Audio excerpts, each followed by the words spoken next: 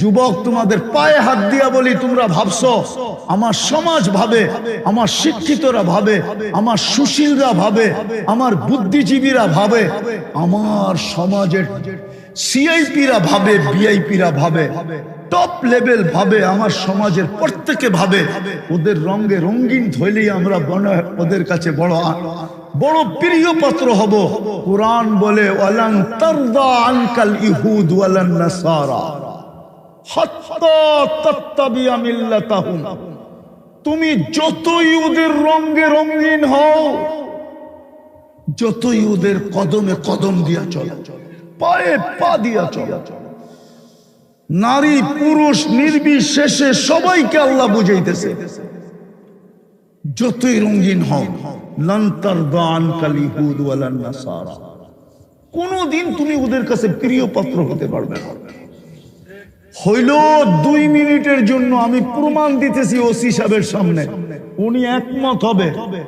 সাদ্দামকে ধরায়া দিছিল ও খ্রিস্টান, কে মুসলমান, ও বেঁচে আছে? হ্যাঁ, ওকে মারছে কে? কে মারছে? হায় হায় যুবক, তোকে ব্যবহার করবে টিস্যুর মতো 2 মিনিট, তারপরে তোকে নিক্ষেপ করবে। সাদ্দামকে ধরা দিছে যে ওদের আমেরিকানদের হাতেই ওর জান গেছে। ওরা জানে, ওরা জানে, ওরা জানে। আমরা ছোটবেলা একটা কাহিনী পড়ছিলাম, ওরা জানে যে তুই মির্জাফর, তোকে টিকায়া কাছে করা যাবে না, তোকে সান্নিধ্য দেওয়া যাবে না, তোকে আপন বানানো যাবে না, তুই মির্জাফর। তুই জাতির সাথে যখন তুই মির্জাফরি করছস, তুই আমাদের সাথে আরো বেশি করবি।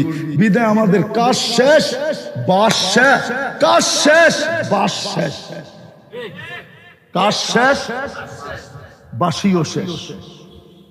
আজকে আমাদের সুশীলরা ভাবে, আমাদের শিক্ষিত সমাজ ভাবে, আমাদের বুদ্ধিজীবীরা ভাবে মুসলমান, অথচ কোরআন বলতেছে লান তারদা আনকাল ইহুদ।